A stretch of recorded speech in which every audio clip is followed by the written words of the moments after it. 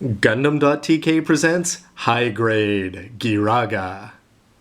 Hey, what's up again, everybody? It's Robert184, 2 R's, 2 B's from Gundam Reviews.net. And as the Zaku 2 gets out of the way, but the Zeodora is in the way, it's time for me to wrap up my look at the High Grade 1144th Ghirarga, Zehart's third and then fourth, I suppose, mobile suit from Gundam Age. So anyway, here's my list of the pros and cons so that you can make your own call as to whether this is a purchase that may be right for you.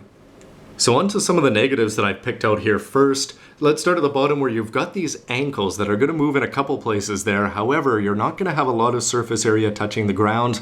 And the fact that the heels aren't necessarily going to line up with the toes is just going to lead to all sorts of problems when you're going for ground poses.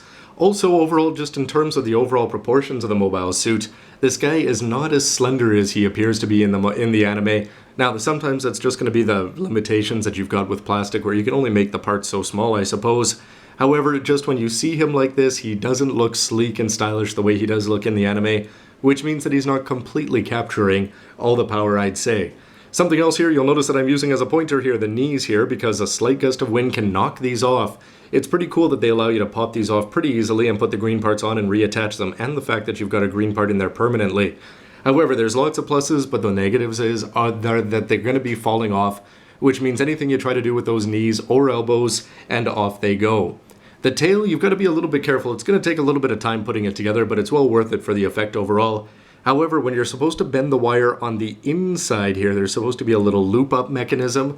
You've got to be careful with that, because when you're putting on all these parts, it's a little bit of a tight fit, and what you can end up doing is just popping it out of the actual base, which means that you're not going to have the tail attached onto anything.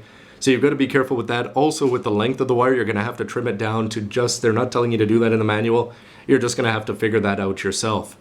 In terms of the green chest, most of the Vagan and the UE suits have had a laser of some sort there built into this one. For this one, it seems like a big plus though, because you've got the clear green parts, which means you're going to have a clear green part there for the laser in the chest. However, because unlike the Zeodora, where it's very visible on the outside there, on this guy here, you're going to have this black part around it, and because you've got that black part around it, you're hardly going to see it at all. It practically may as well just be a black part on the inside. So instead, you're going to get a seal. Oh, and one other part about that is even if you do get it in the right light, you're going to be seeing the yellow peg underneath, which is going to be poking through, and it's not going to look particularly good.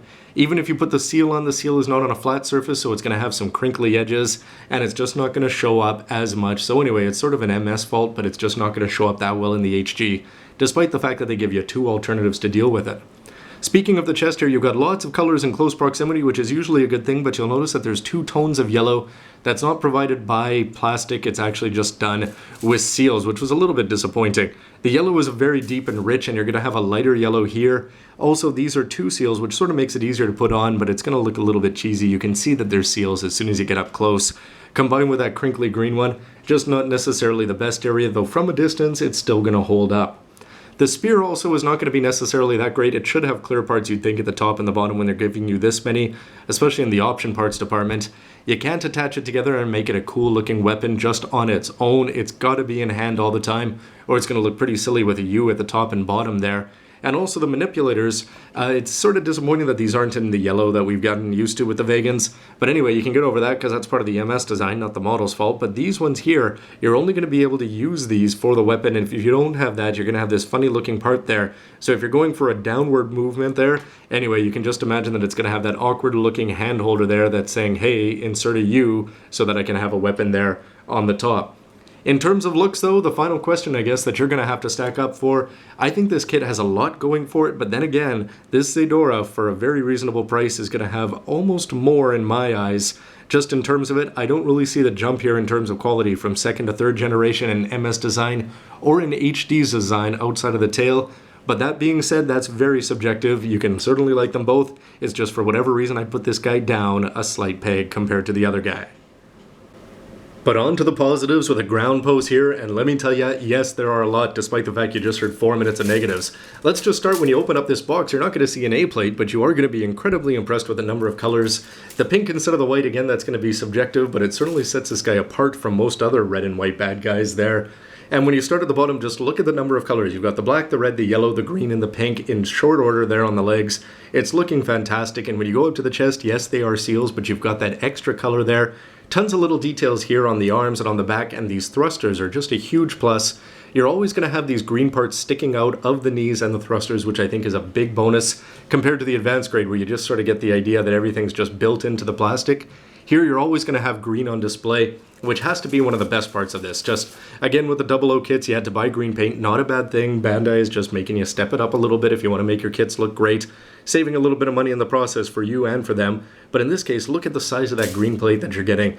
The bonus parts here, you're getting 6 of them. Yes, you're not going to get the light show as he sends off his bits or funnels or whatever he calls his fireworks that seem to go off.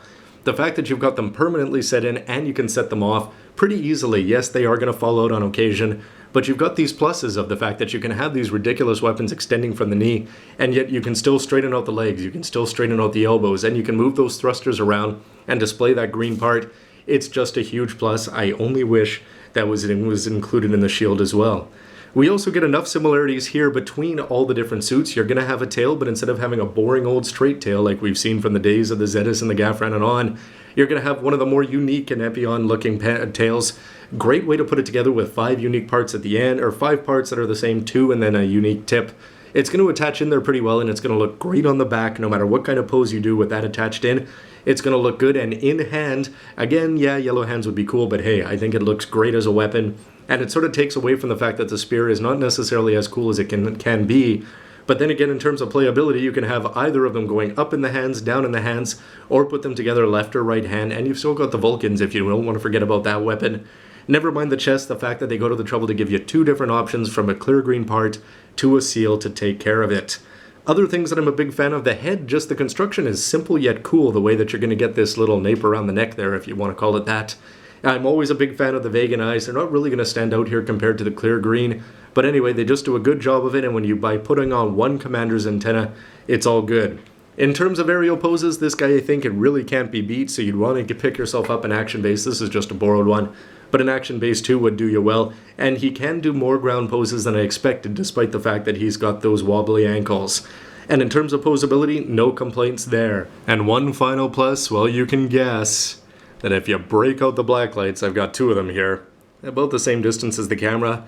Yeah, check out those effect parts. You're going to see that the ones that are hidden in the back are all of a sudden going to come to life, and even those pink parts are not going to light up the same way white ones do, but they're sure going to look good. And if you had that chest laser, it would also light up as well, even though I've covered it up with seals. This is going to be one of the more fun ones to ever do under blacklight, that's for sure. So overall, when you add up all these positives and negatives, I'm certainly still going to give this guy a pass, because yeah, sure, there's negatives, but he is going to look very, very cool. And for this price of a high grade, I mean, when you're talking about 1,300 yen for the numbers of colors that you're getting here, the cool MS design, the extra colors that you're getting from the seals, whether that's for better or for worse or not. Anyway, this guy for 1,300 as a lead bad guy is certainly something that you don't want to pass up. He's got a unique weapon, a unique MS style, and they do a very good job of it. You wish that they could have captured the coolness of the anime just a little bit more with it, and maybe the MS design, yeah, it's not quite as good as this one, but again, that's subjective. But having these 2 on your shelf is certainly going to be good, and if you look at the Zetas or something like that, this is how a lead antagonist should be looking. So it's something that I really would recommend to anybody, because it's a big step up on the advanced grade, which was already really good. And overall, even though it's not perfect, too many pluses to ignore. So what about the future? We've already got an AG and an HG, and it seems with Gundam Age, outside of the leads in the Age 1, and we've only had the normal for the H2 announced so far. We'll see if the double bullet's going to come out. That'll be a good indication of whether we're going to be getting all of the leads anyway. But in terms of leads antagonists, if you've been waiting for a Master Grade Turn X, well, I wonder if you're going to have to wait a long time for a Master Grade Zehart suit. It seems like this would be the one that they do, although we do still have a full quarter left of the anime. So whether Zehart's going to end up in another mobile suit, whether it's a red one or one of the other ones that we've seen, of course, more information is leaked online as to who the pilots are going to be of the FX and the Legolas and things like that. However, at some point you'd think that if they are going to make anything in Master Grade and they're going to make it soon, it just might be this guy. But then again, the high grade at 1,300 yen, it's no point in passing up on this waiting for a Master Grade that may or may not happen, or never mind 10 years later, Seed style. Outside of Master Grade, I can't really imagine anything else in this one. So anyway, why don't you let me know what you think? Speculation in terms of Zehart, will he be getting another mobile suit? What about this one, the Ghirarga? And what do you think of the verdict? Is this better than the Zedora, or do you not care at all? I'd say that they're both great suits, despite a few drawbacks, but overall I'm quite happy to have it, and it's certainly going to look great as the leader of the Red Vagengers. Anyway, everybody, thanks a lot for watching all this whole series, and stay tuned for lots more. All the high grades from Gundam Age, and of course, all the master grades, whatever Bandai wants to put out, check them out here. Anyway, everybody, thanks for watching. See you next time. As much as I love these three, it's not going to be right because it needs more Razo. Urozo, or you know what I mean, his Zagok.